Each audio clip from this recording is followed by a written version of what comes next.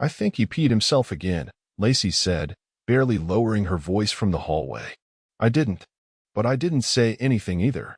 Because when your own daughter thinks that about you, it doesn't really matter whether it's true or not. It matters that she said it like she was commenting on the weather. It matters that Marla didn't correct her, didn't even pause. Just kept folding laundry like they were talking about the neighbor's lawn, not the man who paid for her Invisalign and that god-awful turquoise Honda Civic parked in our driveway. Earlier that evening, I passed the mashed potatoes to Marla. My left hand trembled, not much, but enough to jiggle the serving spoon. Some of it slopped onto her plate. She didn't flinch, didn't say thank you, didn't even look up.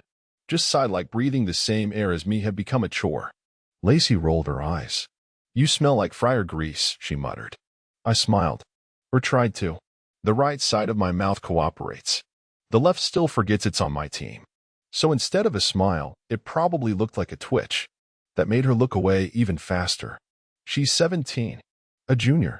That delicate age where embarrassment is a full-time job and identity is surgically stitched to perception. And I, her stroke-hobbled father in a Captain Burger apron, was her daily mortification. No one asked how work was. No one cared that my shoes were still wet from mopping the back line. No one noticed the red indent across my forehead from the headset. My entire existence in that house had started to feel like an old painting that nobody liked but didn't bother taking down. I was a fixture. A quiet, inconvenient one. That night, I cleaned the kitchen after dinner like usual. Marla used to insist we cook together on Fridays. Our little ritual, she used to call it. Now she microwaved meals and left the wrappers in the sink. I washed them anyway. I dried the counter she never wiped anymore. I scrubbed the pan Lacey burned her fake vegan nuggets in and left on the stove. While I dried my hands, I heard them upstairs. It's not just the job, Marla said, her voice muffled but steady. Mom, I get it. He's like, there, but not really. You know. Exactly, she whispered. It's like he's stuck. And I'm stuck with him. That word. Stuck. Like I was a piece of gum under a table they couldn't scrape off. I stood at the foot of the stairs and just listened. Not because I wanted to. Not because I was gathering courage to interrupt. But because I realized, for the first time, that I'd become invisible. Not even worth the decency of closed doors or hushed tones. She needs someone who's not broken, Marla said. And then she laughed. A soft, breathy chuckle. Like they were swapping gossip about a bad date, not dissecting the corpse of our marriage. That laugh did something. It didn't break me. That would have been easier. It hollowed me out. I went to the garage and sat in the dark, cross-legged beside the recycling bin. I didn't cry. Not out of strength. Just, there was nothing left to cry with. Like the plumbing had rusted shut somewhere inside. I remembered the first time I saw Marla cry.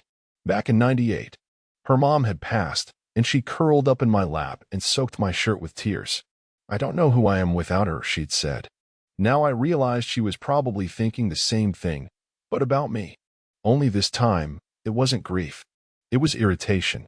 Like I was a battery running low, and she was just waiting for the beeping to stop so she could throw me out and buy a new one. When I came back inside, they were watching TV. Lacey on her phone, Marla under the throw blanket I bought her for our 10th anniversary. Neither looked up. I said goodnight. No one answered. As I walked down the hallway to our bedroom, my half of the bed now untouched for weeks, I caught my reflection in the hallway mirror. Same khaki uniform. Same black shoes. Same useless left arm hanging like a forgotten coat. But my eyes, they looked different. Less tired. Not sharper, exactly. But more done. And I realized something strange. I wasn't angry. Not yet. Anger means you still care. I was cooling. Drying out. Becoming something else entirely. And that scared me a little more than anything they said that night. Marla was never a reader. She pretended to be, sure, would leave a novel spine up on the coffee table like a paperweight, but I'd never seen her turn past chapter 4 of anything that didn't have a wine stain on it. So when she joined that book club with the neighborhood girls every Tuesday night, I didn't ask questions. Not because I trusted it. Just because I was too tired to hold up another piece of the collapsing ceiling. You should join a group, too, she said once, keys already in hand. It's good to get out. You need stimulation. I didn't reply. I just folded another invoice and slid it into the bill drawer, hoping we'd somehow make rent again without overdrafting the joint account. Stimulation, huh? I was up to my elbows in fryer grease and burnt ketchup packets 6 days a week. My idea of stimulation was unclogging the shake machine without crying. The first few weeks of her Tuesday outings were quiet. She'd leave at 6, come back just before 10, smelling like dollar store perfume and Moscato. I convinced myself it was fine, that I was just being paranoid, that this was what people meant when they said marriages evolve, that needing space didn't mean needing someone else. Then came the night she forgot to be subtle. The driveway lights were off. I was sitting on the porch because the heater was busted again and the night air felt more honest. Her car rolled in fast, too fast, and braked sharp enough to rattle the porch boards beneath me. She didn't see me in the dark, or didn't care. She stepped out, heels catching on the edge of the curb, stumbling with just a touch too much sway for someone who claimed to be drinking sparingly now. Her hair was pulled back sloppily, her blouse misbuttoned.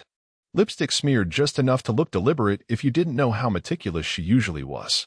And then the part that stuck in my head like a splinter, she paused at the driver's side mirror and reapplied her lipstick. Outside, in the cold, like she was erasing someone else's mouth from her own before walking inside. I didn't say a word, just watched her climb the steps, click the door quietly behind her, and disappear down the hall without so much as a hey. She hadn't even noticed me on the porch. That was the moment, the click of the door behind her, when something inside me turned. Not shattered, not exploded, just rotated, like a dial on a safe.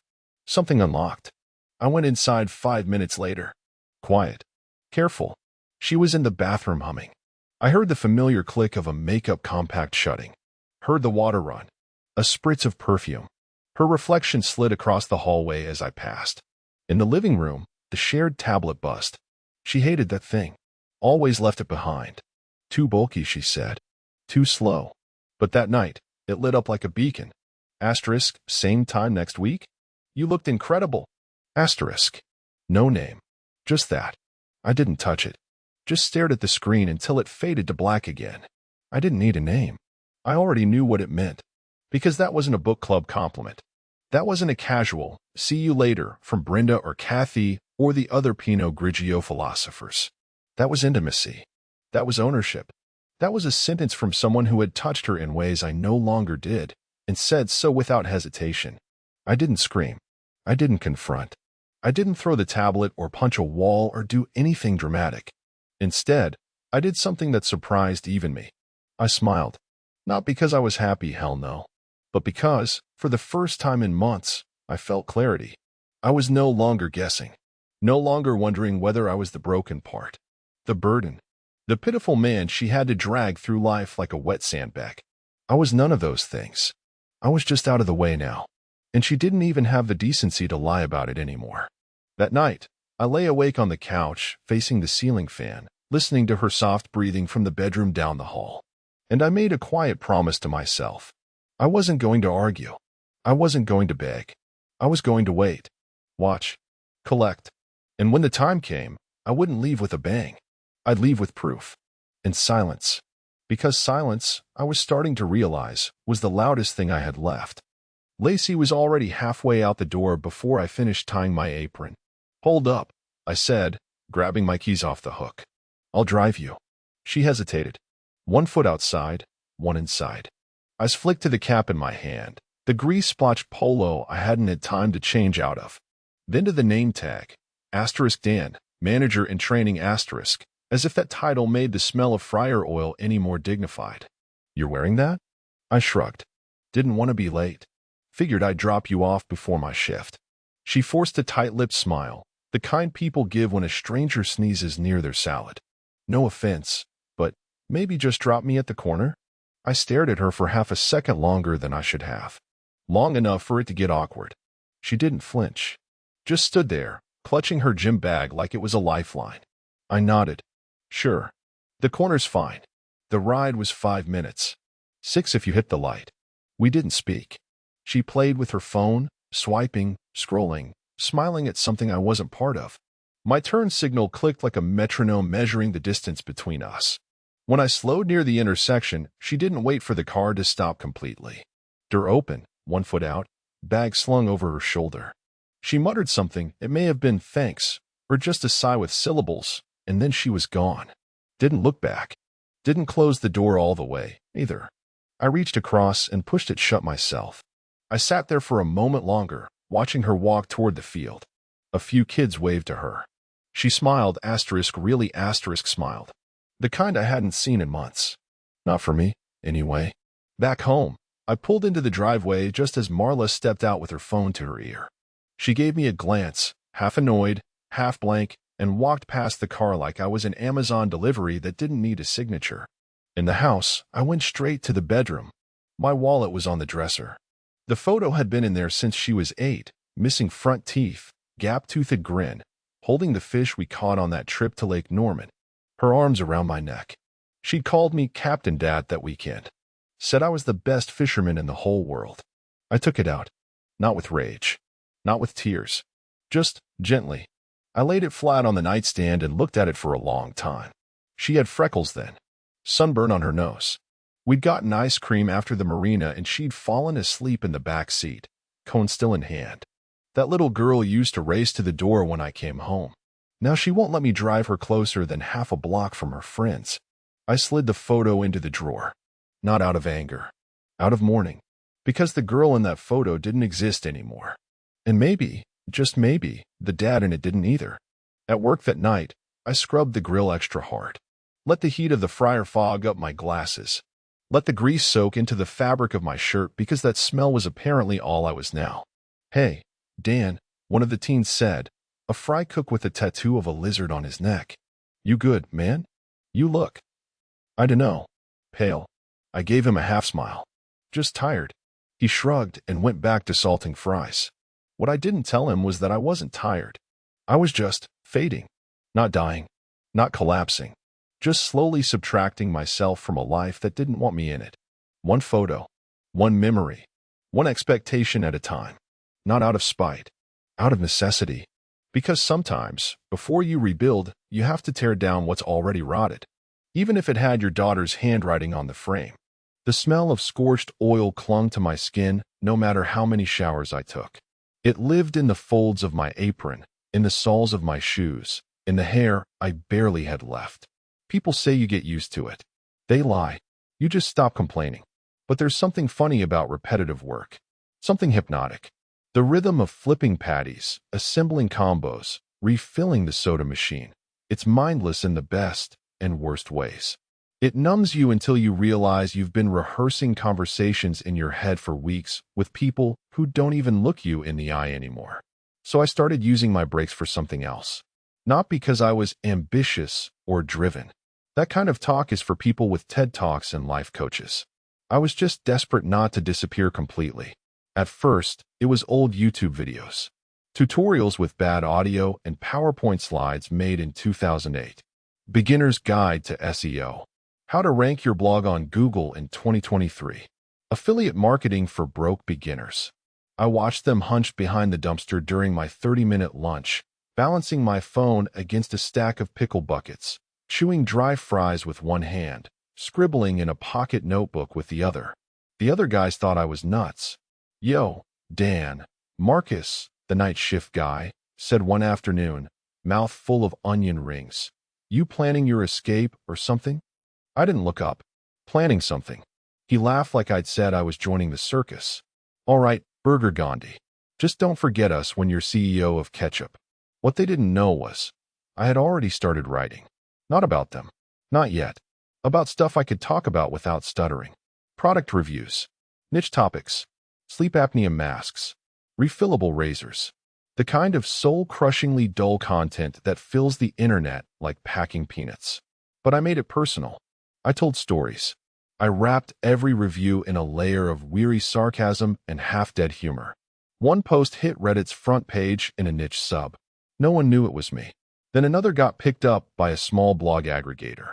I started a Google Doc, titled it Possible Exit Routes, and filled it with headlines, keyword lists, affiliate links, backlink outreach scripts I barely understood.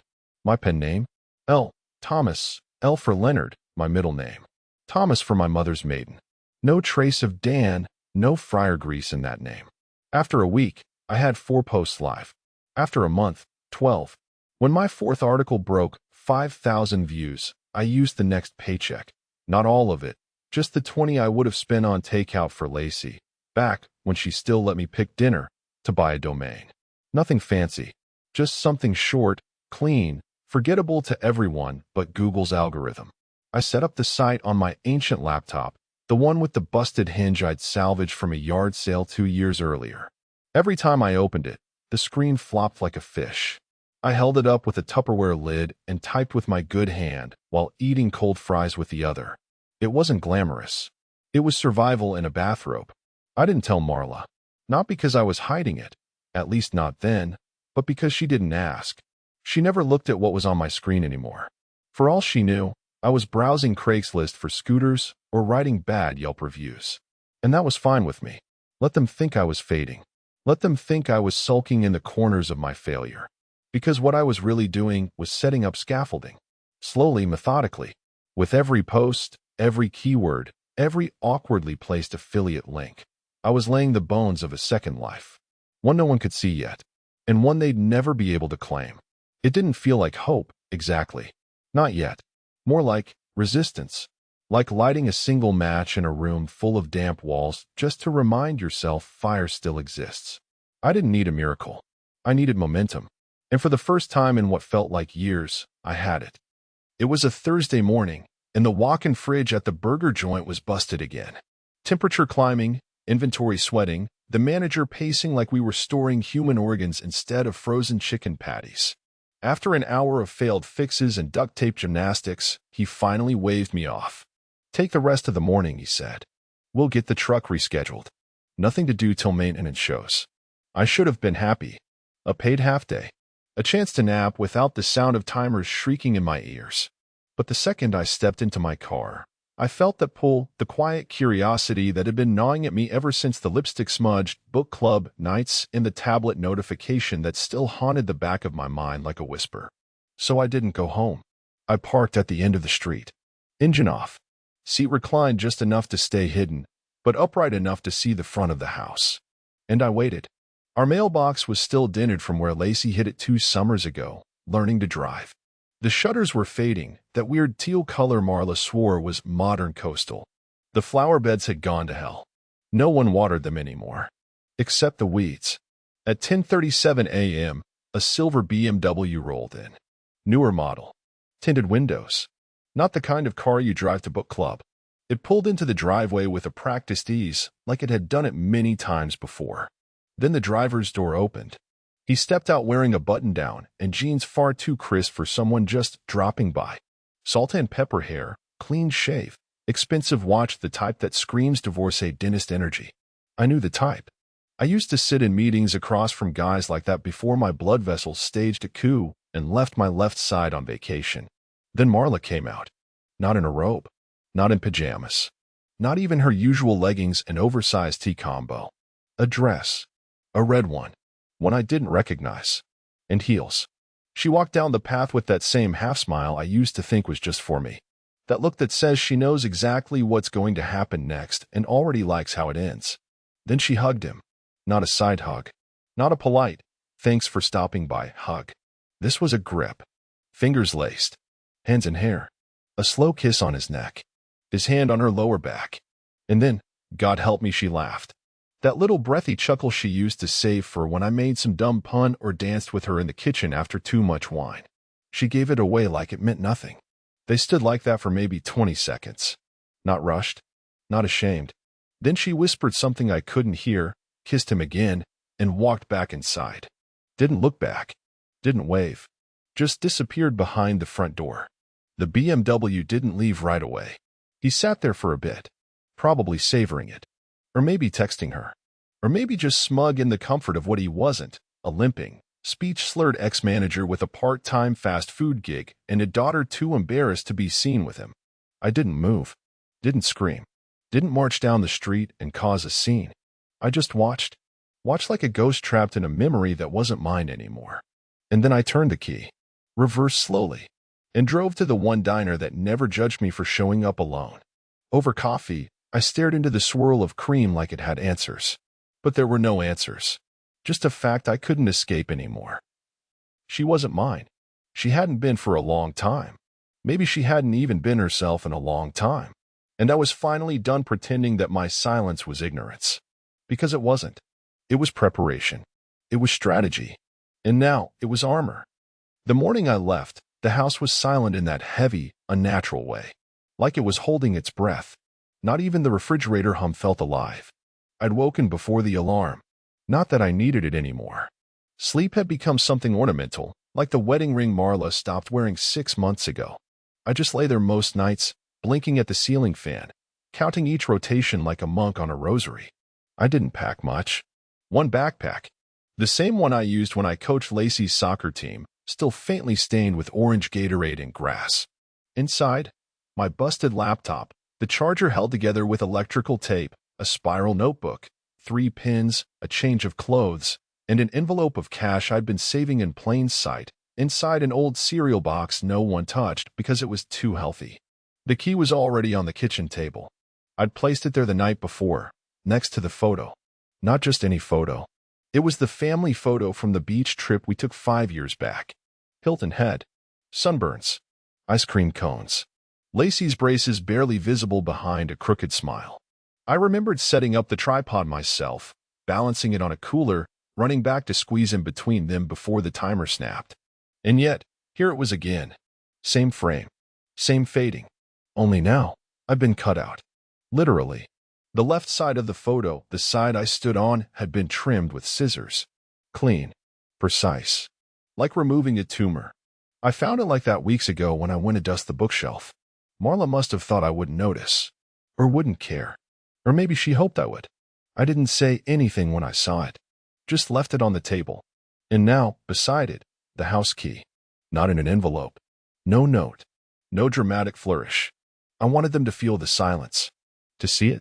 To sit across from that key every morning and ask each other the question I knew they'd never answer aloud. Did he leave? Or did we push him out?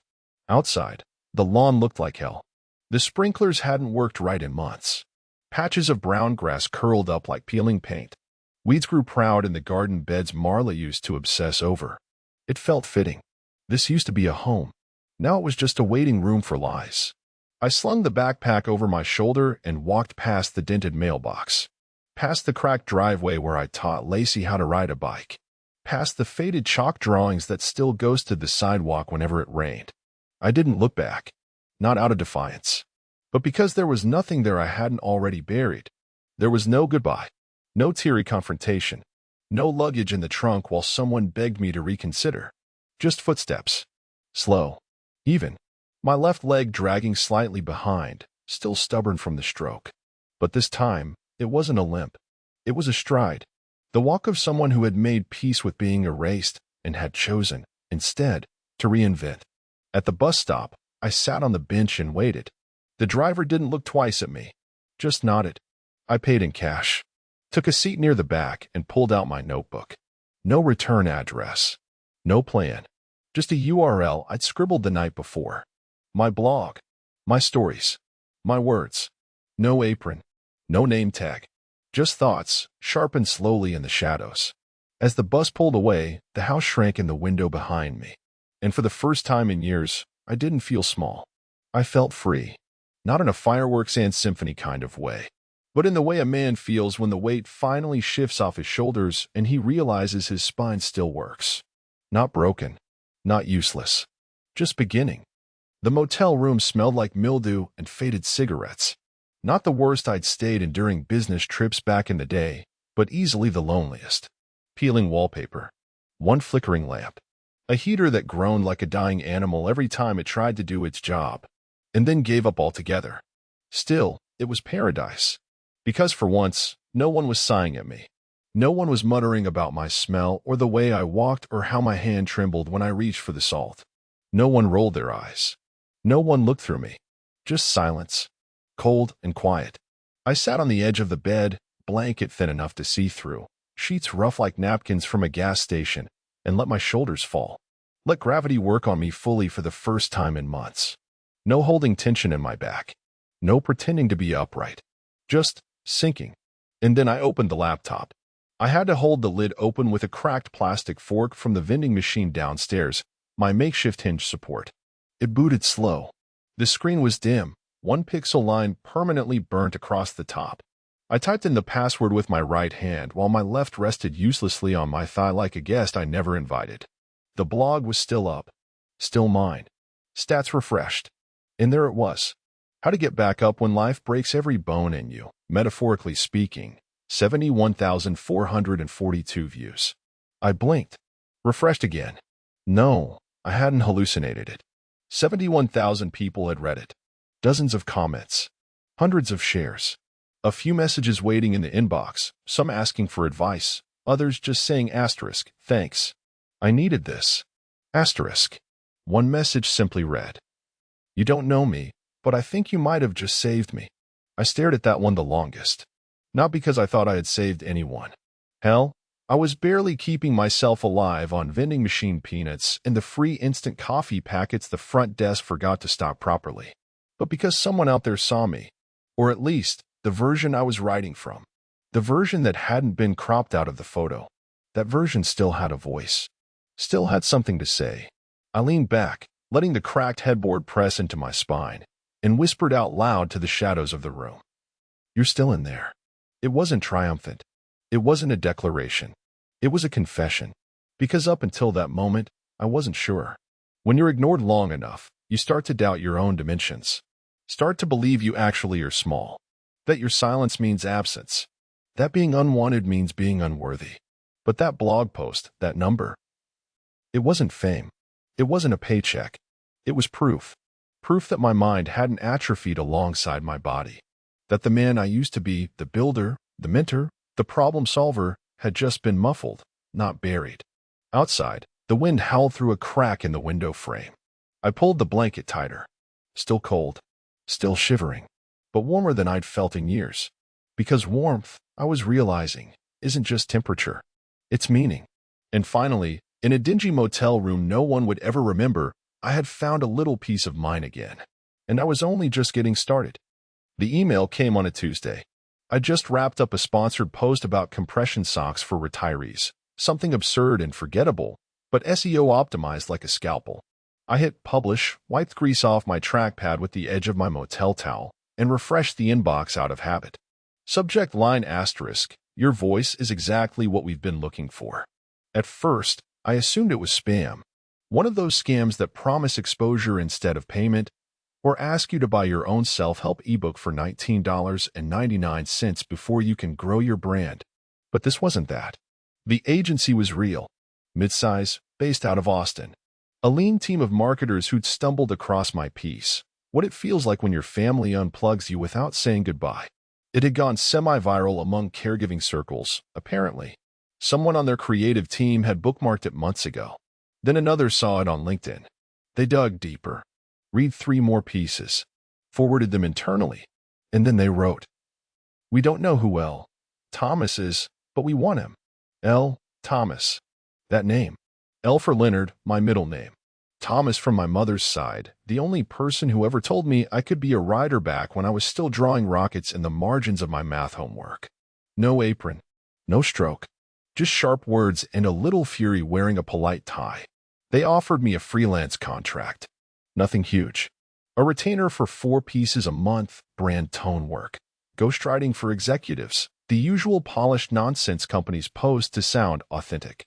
I read the contract twice. The first time as Dan. The second as L. Thomas. And then I signed. Digitally, of course.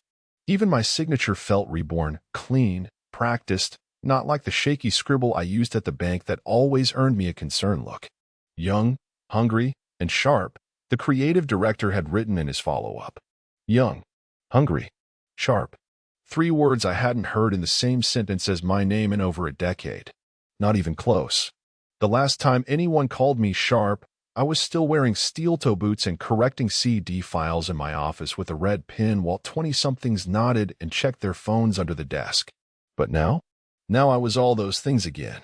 Just without the desk. Or the boots. Or the wife who thought my best feature was my silence. That night, I celebrated. Not with champagne. Not with friends. Just with a drive. I got in my car, rolled the windows down, and let the air cut through me as I followed the coast for 2 hours. No destination. Just motion. Just speed. I stopped at a roadside shack and ordered the greasiest tacos they had. Ate them with one hand while rereading that contract with the other. I whispered the name again, *L.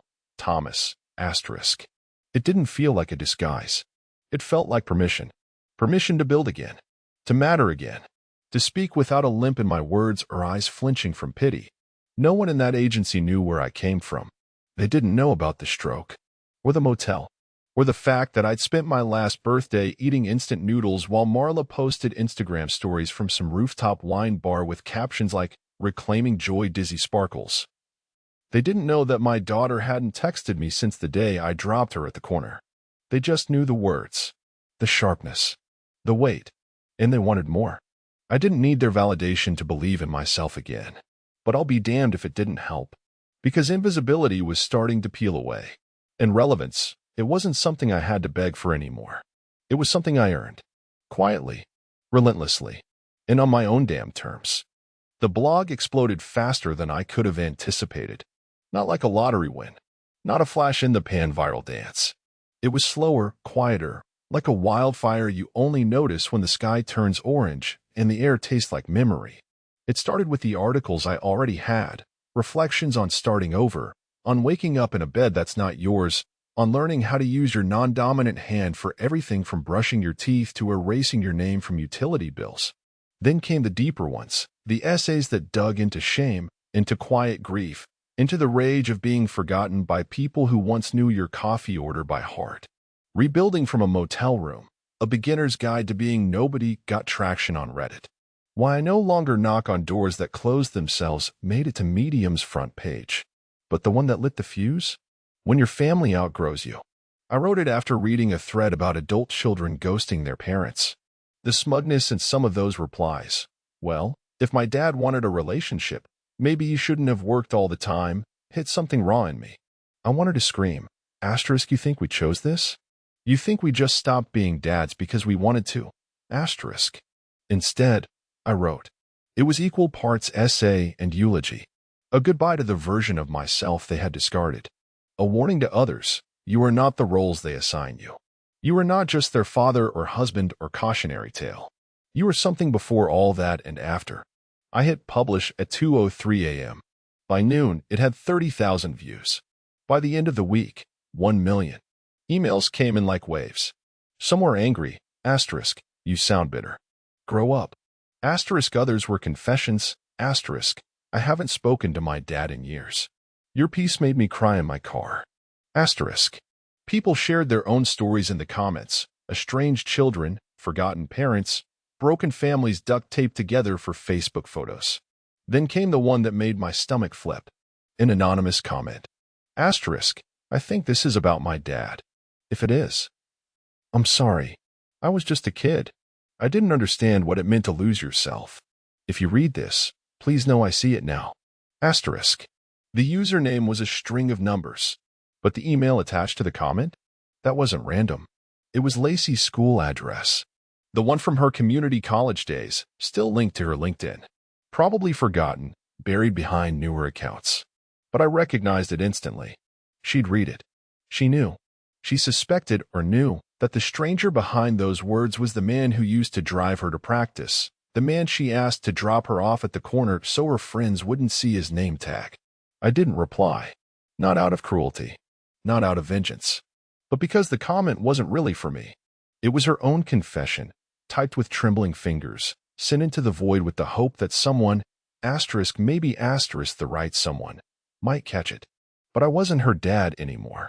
She made that clear the day she left my Father's Day card unopened on the kitchen counter and walked past me like I was furniture. And now? Now, she wanted to revise the script. Reclaim her proximity to the voice that was finally being heard. But this story didn't belong to her anymore. It didn't belong to Marla either, or the house with the brown lawn and the cropped photo.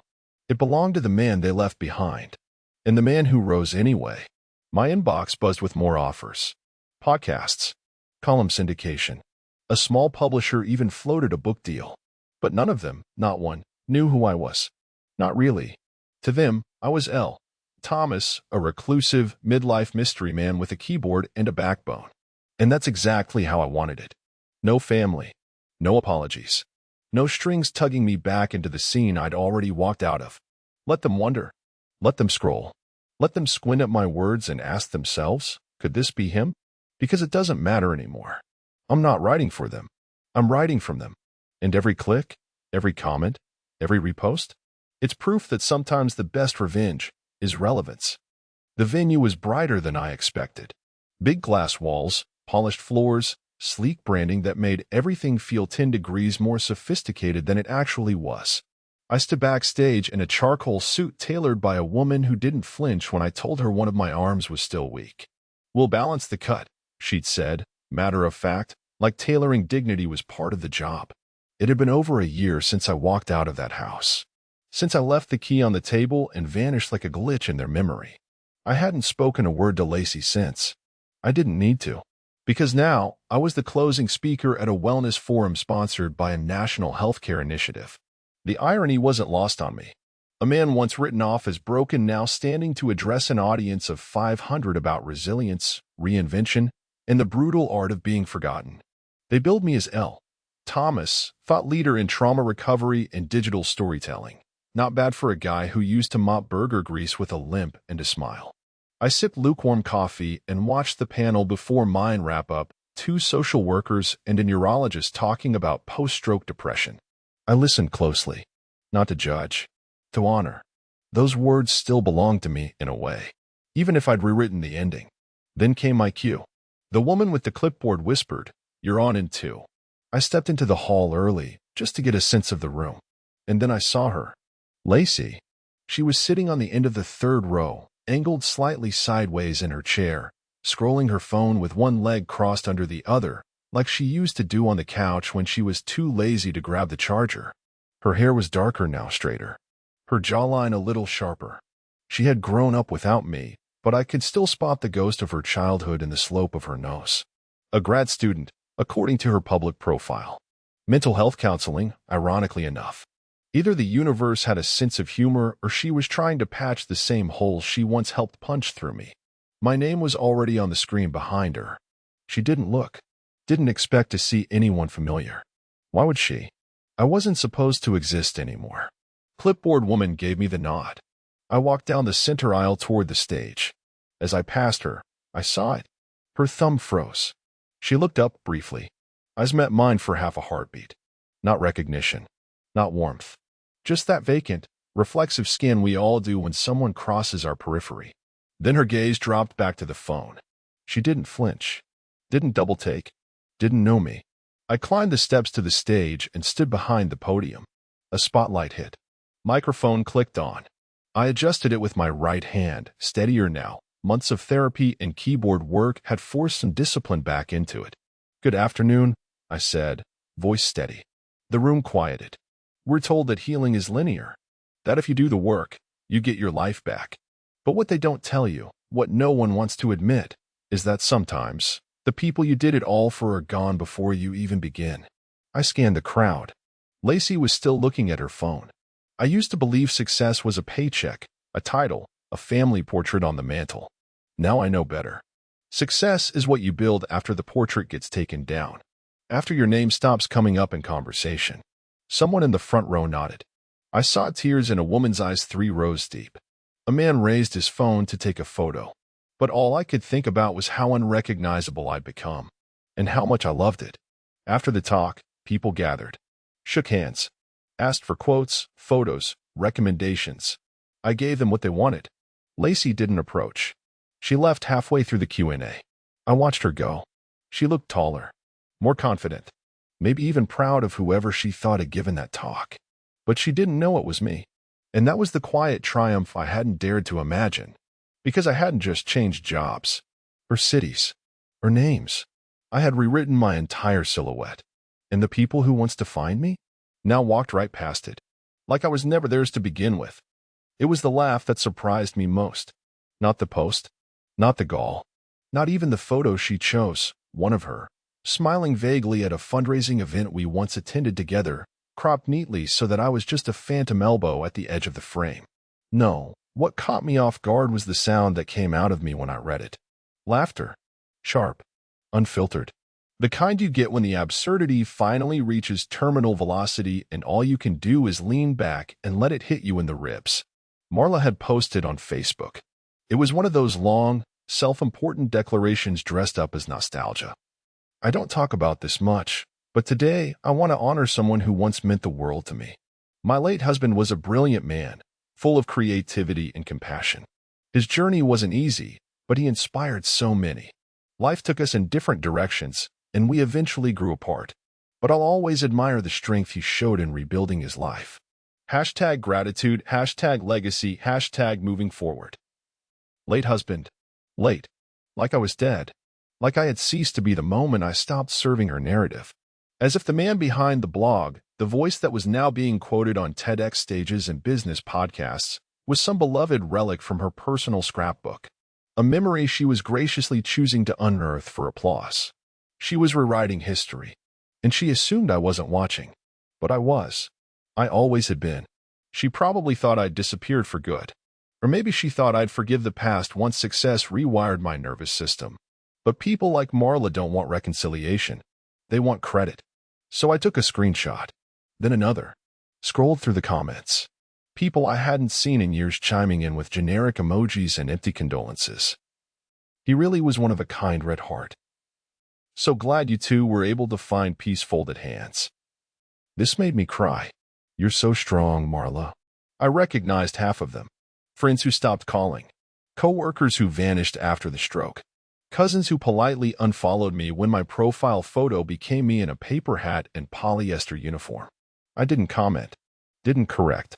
Instead, I opened my blog. And I wrote. Title, When They Pretend You Never Existed and Claim You Once Belonged to Them. I didn't use names. I didn't need to. The piece was surgical, calm, precise, devastating in its restraint. I wrote about legacy hijackers. About people who discard you during the drought, then collect rainwater in your name once the clouds clear. I wrote about the silence that follows betrayal and how it gets repackaged as maturity when they tell the story years later. I wrote about the photo. The one she cropped me out of. The one I left behind next to the key. And then I ended it with a single line. You don't get to bury someone alive, then light candles in their honor. Within 24 hours, the post had 200,000 views. Within a week, someone posted it to a quote graphic on Instagram with a background of foggy mountains and the words L. Thomas scrawled in elegant script below. Marla didn't say anything. Not publicly. But I saw her Facebook post vanish 3 days later. No explanation. No follow-up. No legacy left to claim. And that was the real justice, not revenge, not confrontation. Just exposure. Because when the truth's loud enough, liars don't need to be shouted at. They just fade into the background noise. Like I once did.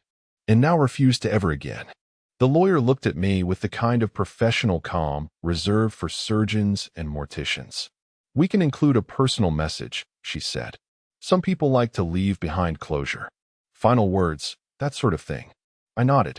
Just one, I replied. One envelope. She handed me the stationery set. Cream-colored paper. Heavy, almost arrogant in its texture. I stared at the blank sheet for a few minutes before slipping it, still untouched, into the envelope. Then I pulled out the photo. It was old now, slightly curled at the edges. The lighting was terrible. You could barely make out the motel's wallpaper in the background, patterned with faded vines, peeling in the corners. A threadbare blanket folded at the foot of the bed, a styrofoam cup on the nightstand, and my laptop, propped up by a plastic fork, glowing faintly in the darkness. The caption I scribbled beneath it, "This is where the real man began." I tucked it into the envelope and sealed it. On the front, I wrote in block letters, "For the woman who once said, 'You're not a man anymore.'" That was it. No return address. No instructions. No flourish. Because I had nothing left to say, and everything left to show. Years had passed since I walked out of that house. The smell of fryer oil had long faded. My limp had steadied. My voice no longer stuttered on hard consonants. I had published a book under L. Thomas that hit the bestseller list for 6 quiet, beautiful weeks. The royalties paid for a cabin by a lake and a second car I didn't even drive much. My circle was small. By design. A retired nurse I met at a panel brought me coffee every Sunday. No questions, just companionship. I wrote at dawn. I walked without checking behind me, and I answered to no one. But in the back of a fireproof box, nestled between insurance documents and deeds, sat that envelope. Not as revenge, as a monument to every word Marla ever used to make herself feel taller by standing on my shoulders. To every time she said, "You're imagining things," when I knew I wasn't. To every glance she gave that said I had become something less than. And to the day she said it outright, after the stroke, after the layoffs, after I'd traded boardrooms for burger buns. "You're not a man anymore, Dan." She said it without venom, just matter of fact, like calling rain wet. But she was wrong. I wasn't less of a man. I was just no longer her idea of one. And that distinction, that quiet realization, was the line that separated my old life from the one I'd go on to build brick by brutal brick. So the final message I left wasn't spiteful. It was honest. A motel room, a blank page, and proof that sometimes being erased is the best way to begin again. Because when the dust finally settles, and the legacy hijackers run out of photos to crop and stories to invent, the truth just sits there, undeniable, untouched, and entirely mine.